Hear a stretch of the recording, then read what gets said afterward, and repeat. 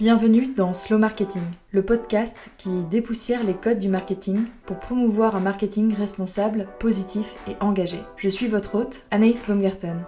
Pour des insights et le transcript de l'épisode, ne manquez pas de vous abonner à notre newsletter.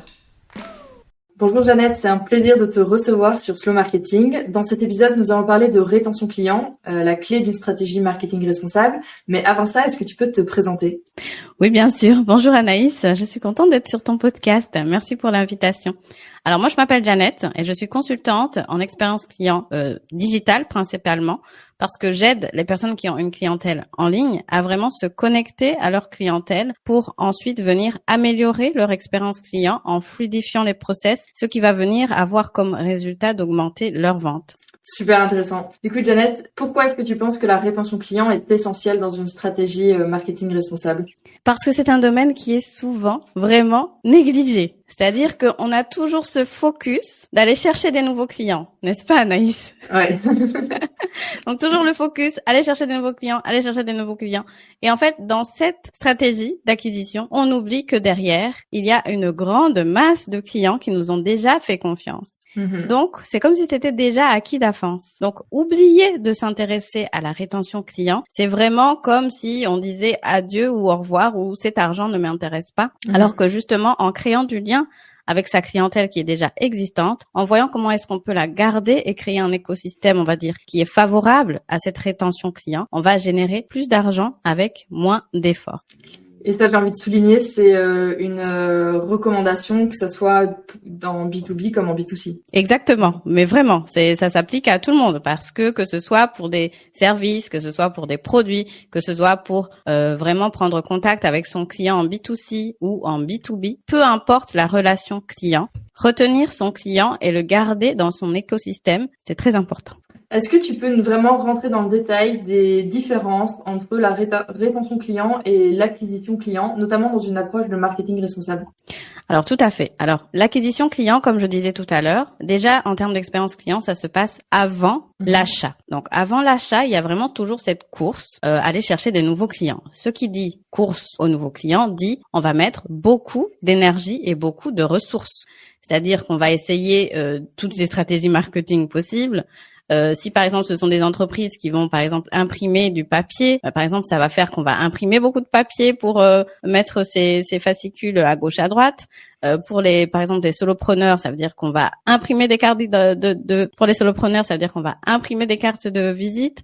Ça veut dire qu'on va vraiment mettre de l'argent dans des nouvelles pubs, mettre de l'argent dans plus de création de contenu sur les réseaux, etc.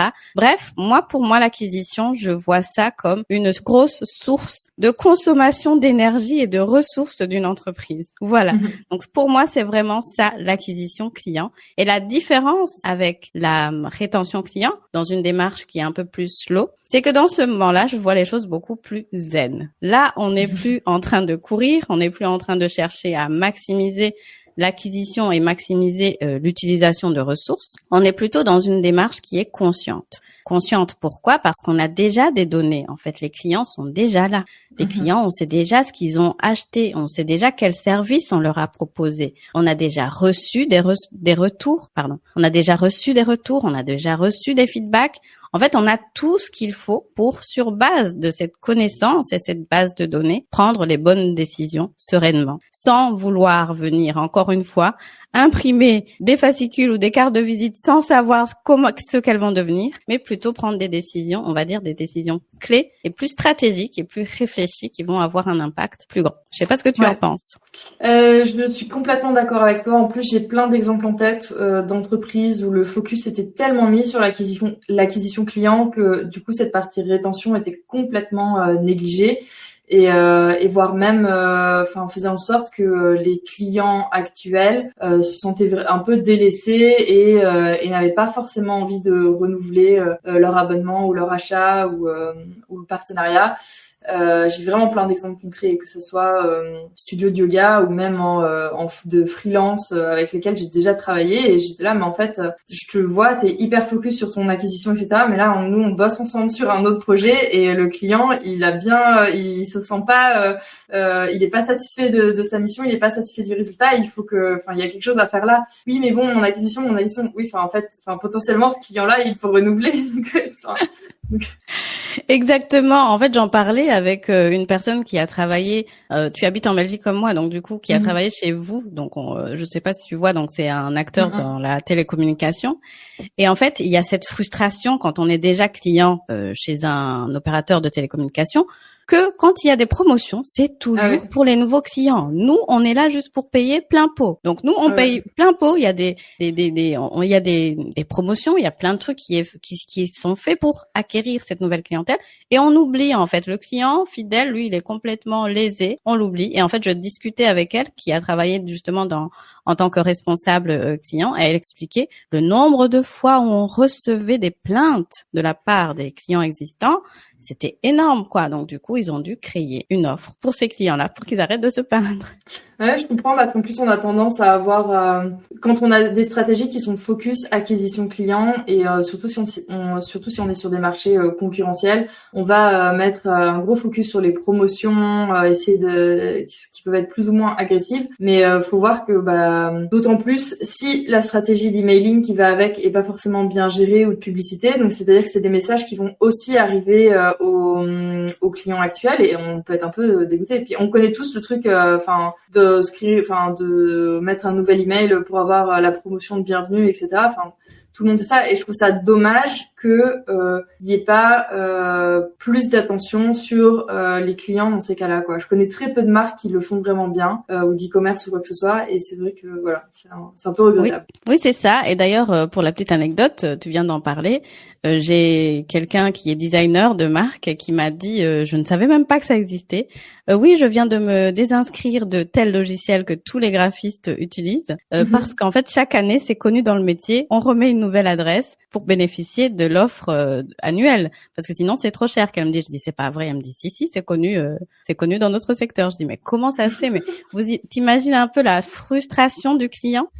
Et en termes d'expérience client, il n'y a rien de mauvais que de créer vraiment des émotions aussi négatives pour le client. Parce que quand on crée des émotions comme ça, qu'est-ce qui se passe? Soit, effectivement, ils vont trouver des stratégies, ou alors ils vont juste, tout simplement, aller voir ailleurs. Ils vont aller renouveler ailleurs où ça coûte moins cher, parce que c'est plus possible, en fait, de continuer à faire appel à votre service, parce que ça lui coûte parce que ça lui coûte plus cher que le nouveau client qui est arrivé, et on ne sait pas d'où. Moi, ça fait 10 ans que je suis cliente fidèle chez vous. Vous n'en avez rien à faire. Voilà quoi. Ça fait 5 ans que je fais appel au service de telle personne, mais en fait, elle en a rien à faire. Et il y a des statistiques assez étonnantes. Le nombre de personnes qui quittent une entreprise sans rien dire est énorme. En général, les gens, ils viennent pas se plaindre quand ils décident de changer d'entreprise ou de provider.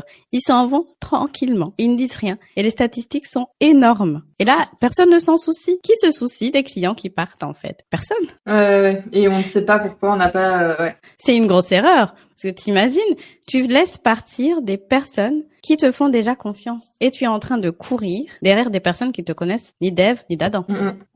Ça enchaîne bien avec ma question suivante. C'est quoi quels indicateurs utilises-tu pour mesurer l'efficacité de la rétention client? Alors pour moi, il y a 2 types d'indicateurs. Il y a les indicateurs qui vont être beaucoup plus quantifiables et beaucoup plus rationnels. Et il y a le côté irrationnel qui, lui, va vraiment venir regarder ce qui se passe chez le client au point de vue émotionnel. Alors pour le côté, on va dire un peu plus quantifiable, on a par exemple tout simplement de calculer quel est le taux de rétention de l'entreprise sur une période donnée. Donc vous pouvez par exemple regarder sur un an quels sont les clients en fait qui vous sont restés fidèles. En même temps, vous regardez quels sont le nombre d'achats qu'ils ont effectués sur cette période. Combien de rachats ils ont fait en fait? Est-ce qu'ils ont acheté une fois? Ils ont acheté que 2 fois? Est-ce qu'ils ont fait appel à vos services juste une seule fois en one shot? Ou alors pour finir, vous avez réussi à faire un upsell et vous les avez gardés pendant 1 an, pendant pendant 2 ans, etc. Donc ça, c'est vraiment ce qui est le plus quantifiable possible. Ensuite, il y a le pourcentage qui s'appelle le churn rate. Alors ça, c'est justement le fameux nombre de personnes qui s'en vont sans rien dire.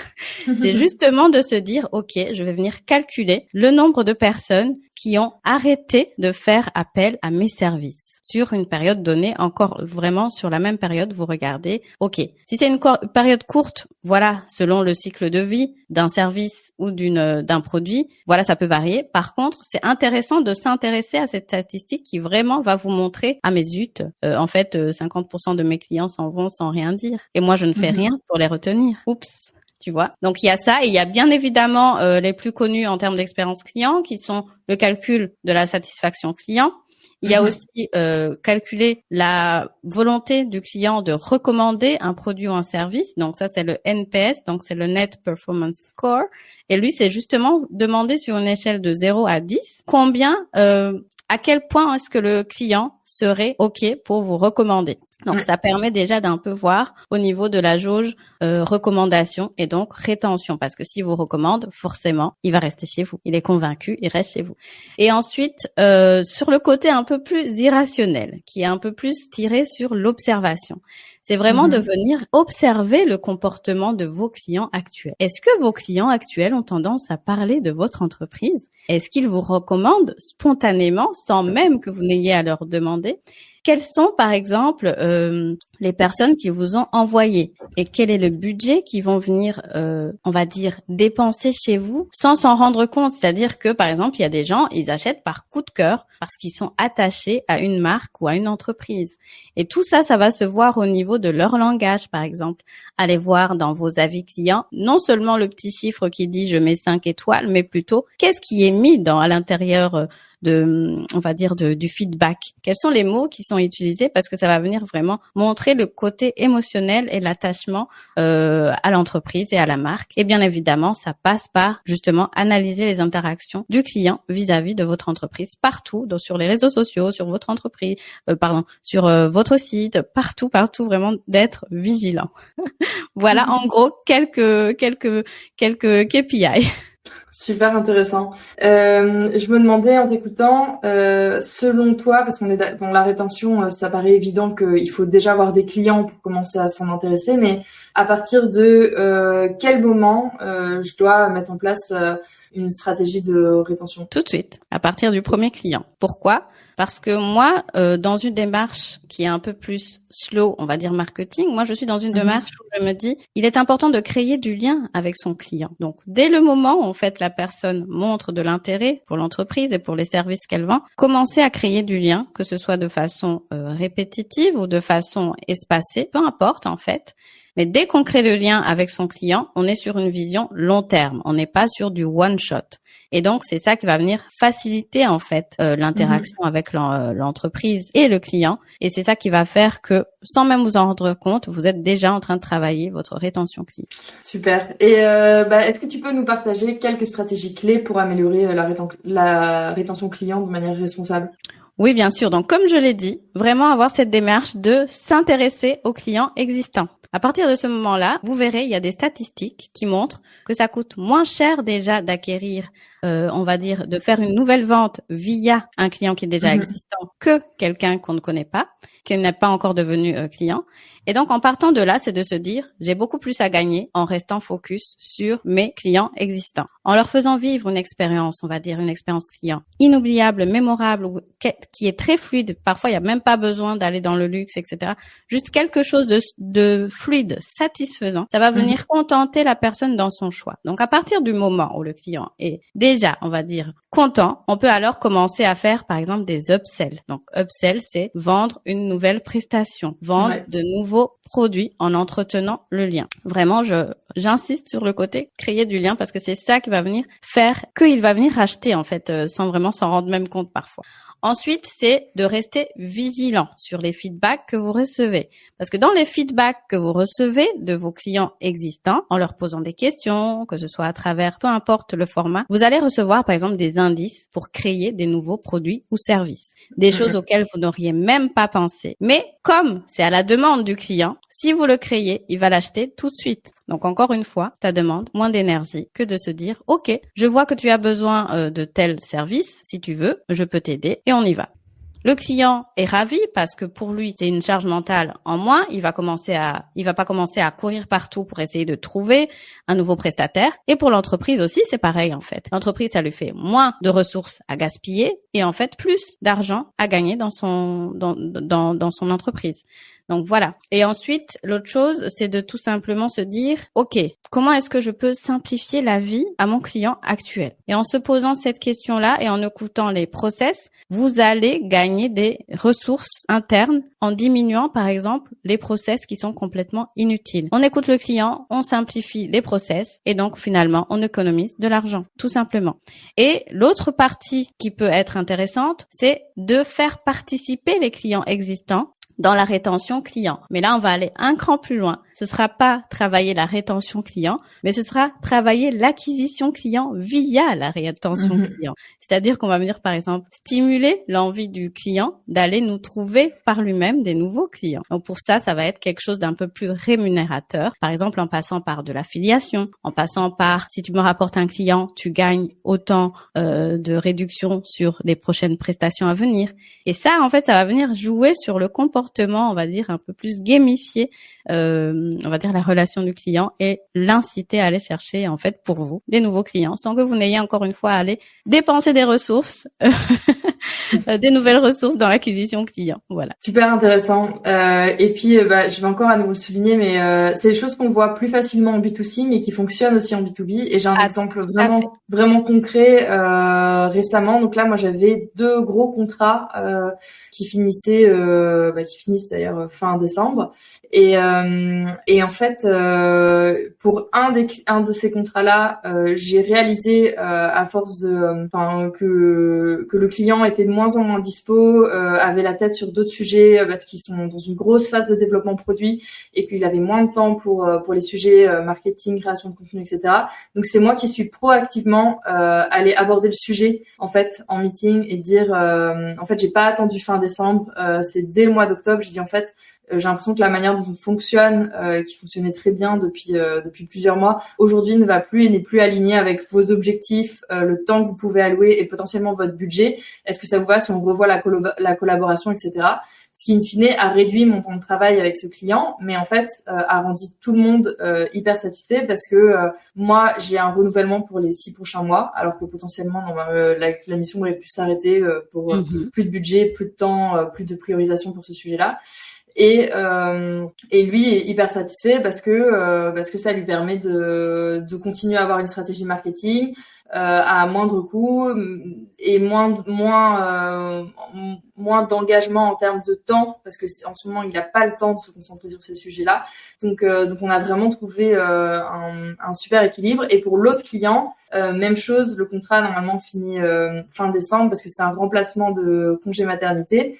Et donc j'aurais pu juste m'arrêter là, point, je fais la passation et on s'arrête. Et en fait là j'étais pour le coup très vigilante au feedback et au retour qu'on m'a fait, notamment de la personne que j'ai remplacée, qui était un peu qui se sentait un peu en manque de compétences sur certains sujets. Et du coup je suis aussi venue avec une proposition de ok, mais en fait ce qui peut se passer c'est que l'année prochaine je vais te former sur ces sujets-là techniques. Donc ça c'est une offre que je faisais pas du tout avant et donc que j'ai fait sur mesure pour ce client-là. Et pareil, enfin on a re-signé pour 6 mois et c'est un gage de confiance qui d'ailleurs s'est traduit avec ton dernier point de la recommandation avec d'autres clients. Donc c'est vraiment tout le...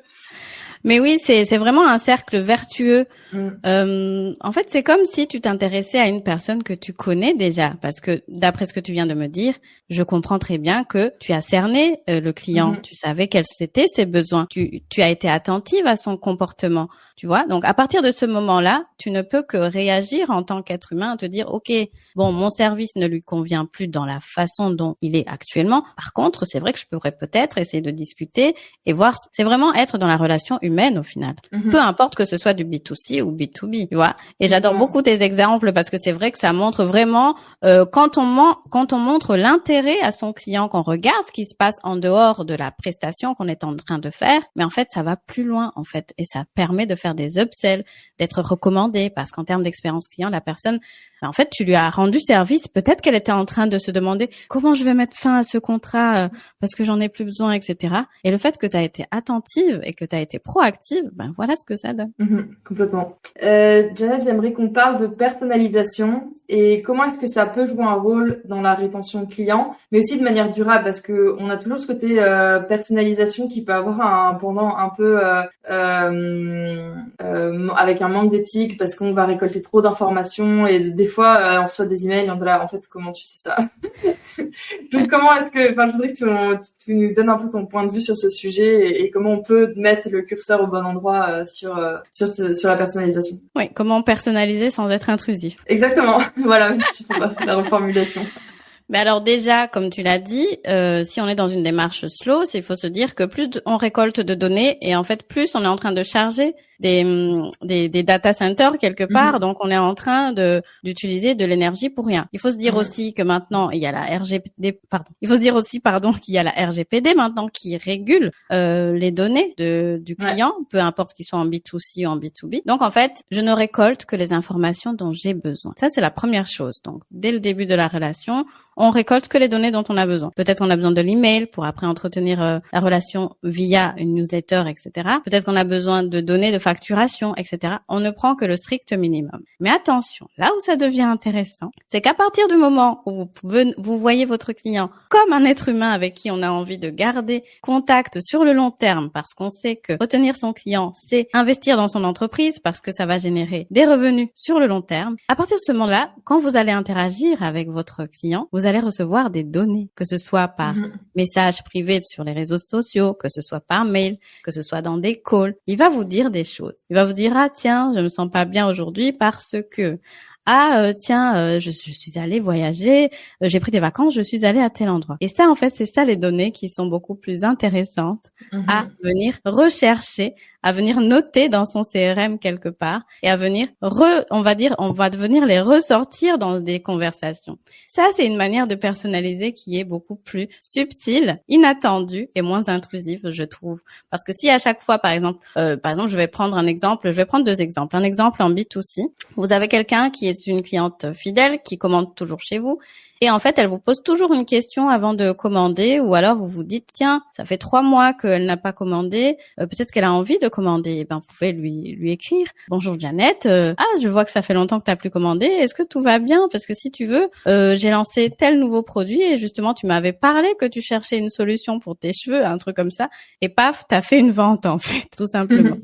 Et deuxième chose, en B2B, alors là, ça va être suivre le cycle de l'entreprise du client et de son développement. Moi, c'est quelque chose que je fais vraiment pour toutes mes clientes. Je les suis de loin, mais vraiment de loin sans rien dire. Et je vois comment est-ce que l'entreprise évolue. Et de temps en temps, quand je vois que la personne se lance dans un nouveau défi, un nouveau projet, je vais lui écrire et lui dire, tiens, je vois que tu es en train de lancer ceci. La dernière fois, tu m'avais dit que tu avais des difficultés dans ça. Voilà, j'ai trouvé un outil qui pourrait t'être utile. Voilà.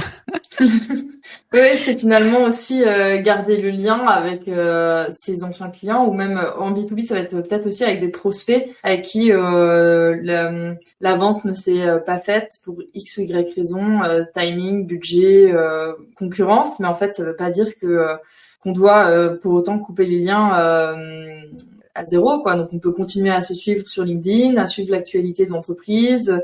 Si on voit un outil effectivement intéressant, à le partager. Moi, j'avais un exemple B2C sur la personnalisation qui était quand j'avais travaillé avec un groupe de studios de yoga. J'avais refait toute la stratégie d'emailing et notamment en mettant un point d'orgue pour que on arrête d'envoyer des informations pour des workshops ou des formations ou des ateliers à tout le monde sans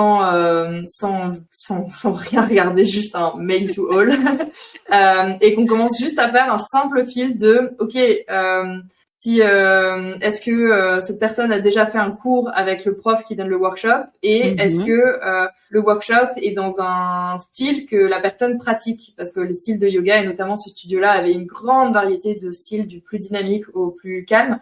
Et donc c'était là, en fait, on ne peut pas continuer à envoyer des workshops d'ashtanga hyper intensifs à des gens qui font 5 yin par semaine, qui sont en état de mi-sieste, 5 heures semaine, et genre donc c'est juste pas possible quoi. Enfin, ça ne va pas leur intéresser, et plus on leur envoie des informations qui ne les intéressent pas, plus on va les fatiguer et les saouler, et il y a de grandes chances que juste ils se désabonnent quoi. Donc ouais. Oui, c'est vrai qu'en termes de mailing et de stratégie mailing, la segmentation, effectivement, en termes de personnalisation, c'est le must. Parce que ça permet, ne serait-ce que de demander, est-ce que vous voulez recevoir mes offres, l'offre que je suis en train de lancer actuellement? Et en fait, il y en a qui vont cliquer, non, ça ne m'intéresse pas. Par contre, ceux qui vont cliquer, oui, ça m'intéresse, là, au moins, vous êtes sûr que vous avez des prospects chauds et hyper qualifiés. Donc, en fait, c'est gagnant-gagnant. Complètement. Selon toi, c'est quoi les principaux défis rencontrés lors de la mise en place d'une stratégie de rétention client? Alors, comme je le disais tout à l'heure, c'est tout simplement ce manque d'intérêt aux clients qui sont déjà existants.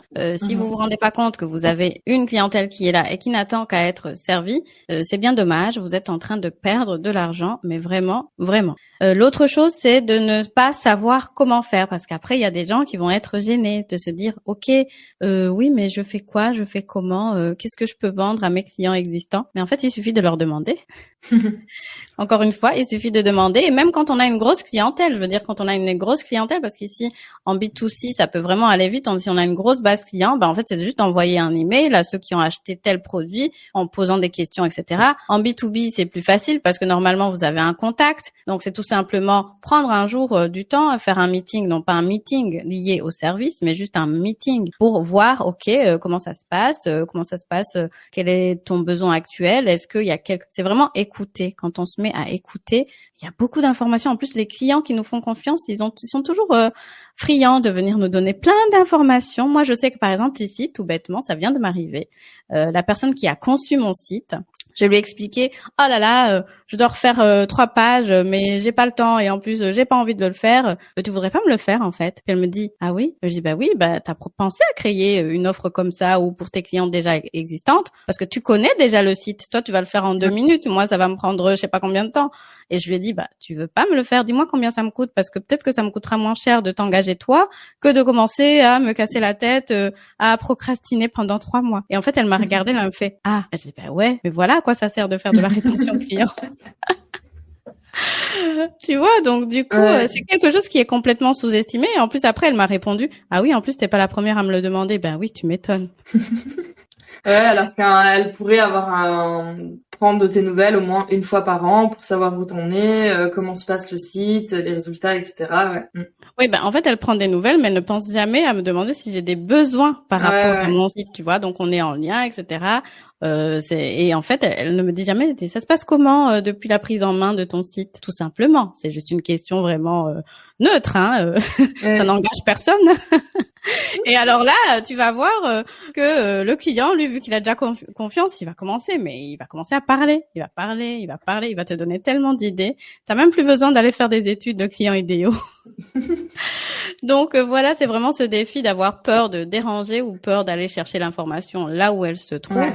Et l'autre défi, en fait, qui est complètement sous-estimé aussi, c'est que si vous ne regardez pas quel client vous perdez, mais en fait, vous ne faites pas attention à la réputation de votre entreprise. Pourquoi? Parce qu'en fait, encore une fois, tout à l'heure, je parlais de statistiques, mais il faut savoir que un client qui n'est pas satisfait va en parler à 10 personnes. Un client qui est satisfait va en parler à seulement 5 personnes. Donc, quand on ne s'intéresse pas à la rétention client, ni à la fidélisation, et qu'on se dit, oh, bon, ça va, mais en fait, on ne sait pas du tout ce qui est en train de se passer vis-à-vis de l'image de sa marque et de son entreprise. Ouais. Je suis bien d'accord. Là, moi, j'ai un exemple concret là-dessus. Je viens de changer de comptable parce que je n'avais pas du tout avec mon ancien cabinet comptable. Et en fait, tu vois, ce qui m'a rendu dingue, c'est que je leur ai envoyé l'email pour dire, officiellement la fin du contrat et faire la passation avec le nouveau comptable, et j'ai même pas eu de réponse à cet email.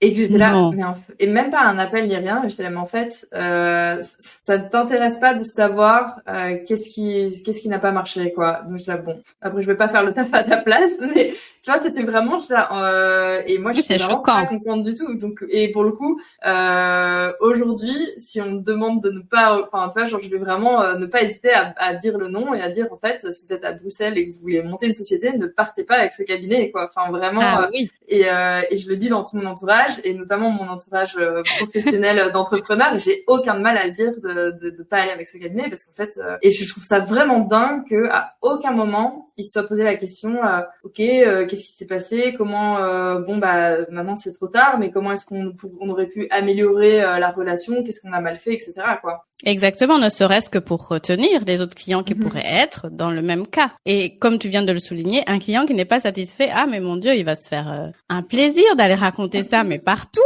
D'ailleurs, ils ont perdu 2 clients en même temps parce que mon conjoint était aussi Ben chez voilà. eux. Donc voilà. Est-ce que tu peux nous faire un récap des principaux conseils que tu as à faire passer pour une bonne stratégie de rétention client? Alors, pour récapituler un petit peu les conseils principaux que j'ai pu vous donner, c'est premièrement se rendre compte qu'il y a un travail à faire sur la rétention client. Mhm. Alors moi, dans mon entreprise, je parle souvent de fidélisation client et pas de rétention client, mais je me rends compte aujourd'hui en discutant avec toi que c'est beaucoup plus fort quand on parle de rétention client. Parce qu'autant fidéliser des clients, j'ai l'impression que tout le monde pense que ça se fait tout seul. Mais en fait, la fidélisation client revient à faire de la rétention client. Mhm. Et en fait, actuellement, avez-vous une politique pour retenir vos clients existants? Donc, c'est vraiment prendre conscience, ok, j'ai quand même du travail à faire sur ce point-là. Ensuite, comment est-ce qu'on fait du coup pour faire sa stratégie de rétention client? Premièrement, considérer son client comme un être humain, c'est-à-dire une personne avec qui on va avoir une relation sur le long terme, que ce soit en B2B, en B2C,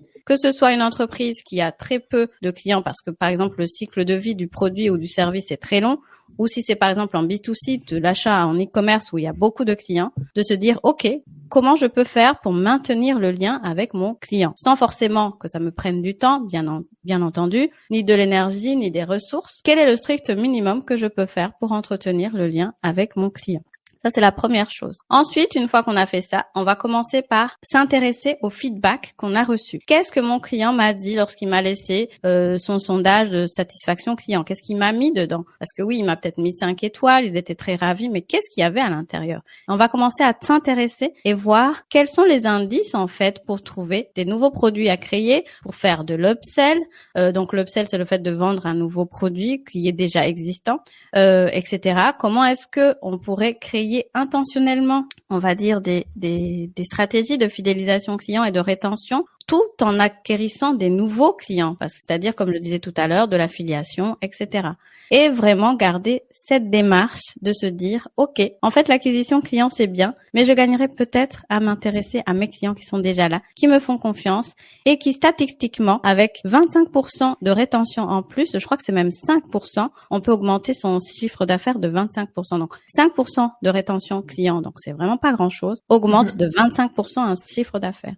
Super, super intéressant, et ça me donne vraiment envie aussi de mettre le nez un peu plus dans ma propre rétention client, même si comme ça, dans Mouillé, ça se passe plutôt bien en ce moment, mais d'aller regarder justement, je pense de faire le bilan sur l'année 2023 des clients et des projets avec lesquels ça n'a pas continué, de me demander pourquoi, et si Oui. moi-même j'ai pas la réponse, de prendre le temps d'aller contacter ces personnes-là, et potentiellement je pourrais apprendre des choses intéressantes sur mes services, sur la manière de mieux me vendre, ou potentiellement proposer différentes offres. Non, c'est super inspirant. Oui, et il y a aussi les KPIs, donc les indicateurs dont on a parlé tout à l'heure. Et c'est vrai que j'en ai pas parlé, mais il y a aussi le taux de conversion des clients qu'on avait perdus. Donc ça, c'est encore un cran plus loin. C'est-à-dire que comme ici tu viens de dire, tiens, j'ai perdu certains clients, j'ai pas renouvelé avec eux. Mais en fait, le fait de prendre contact avec eux et de se dire, OK, donc j'aimerais que vous m'accordiez un petit moment juste pour avoir un feedback. Mais ça va peut-être changer la relation et peut-être qu'ils feront appel à toi 6 mois après ou 3 mois après. Ouais, je l'ai proposé à un client d'ailleurs de faire cet exercice. Je dois commencer un audit de tout leur process commercial et marketing en janvier, et je leur ai dit que ça serait super intéressant d'aller potentiellement recontacter des prospects avec qui les projets n'ont pas abouti. justement pour comprendre pourquoi en fait. Est-ce que c'est une question de budget, de timing, d'offre de la concurrence, de compréhension des bénéfices, donc ouais. Oui, c'est un process. Oui, c'est un process d'amélioration continue en fait pour son entreprise. Si on n'écoute pas les gens qui sont passés à travers tous les process de l'entreprise, donc qui ont été servis par l'entreprise, en fait, on va écouter qui? Quelqu'un qui n'a pas encore acheté chez soi, qui n'a pas encore été servi. C'est les personnes les mieux placées pour faire un feedback. Ouais. Janet, si je te dis slow marketing, tu penses à quoi? Alors pour moi, je pense directement au fait d'implémenter des stratégies qui vont être simples et aussi qui vont faciliter la vie et à l'entreprise et aux clients avec le moins de ressources possible. Parce que je sais que nous sommes dans une ère où tout le monde a envie de complexifier tout. La simplification des choses, c'est devenu has-been. Mais en fait, non. Plus c'est simple pour le client, plus il achète. Plus c'est simple pour vous, plus vous vendez plus, etc. Complètement aligné avec ta vision sur la simplicité. Merci. Question de la fin. Selon toi, qui est-ce que je devrais inviter sur ce podcast? Alors moi, quand je t'ai découvert et que j'ai vu que tu parlais de slow marketing, j'ai été interpellée parce que quand je me suis lancée en mode slowpreneuriat parce que je venais de 10 années à travailler en banque d'investissement. Et là, j'ai changé de vie parce que justement, je voulais ralentir. Mais ralentir, ça veut dire beaucoup de choses. Et l'une des personnes, en fait, qui m'a un peu ouvert sur la façon de faire autrement et pas forcément utiliser des techniques un peu on y va, etc. On utilise tout à n'importe quoi sans réfléchir. Ça a été, je pense qu'elle s'appelle Laure Daudier qui parle de slowpreneuriat. Et en fait, du coup, elle a vraiment une vision de travailler moins, mais pas pour autant en gagnant moins. Donc du coup, et en utilisant des ressources vraiment minimum pour gagner plus. Du coup, je suis fan de son travail et je pense que ça pourrait matcher avec ton slow marketing. Très intéressant, ça rentre en tout cas dans mes réflexions personnelles et professionnelles du moment. Donc merci beaucoup, Janet. C'est tout pour aujourd'hui. Rendez-vous dans 2 semaines pour un nouvel épisode. Si tu ne veux rien louper, abonne-toi à la newsletter ou à mon profil LinkedIn, Anaïs Baumgarten. Tous les liens sont dans la description. Merci pour ton écoute et à très vite sur Slow Marketing.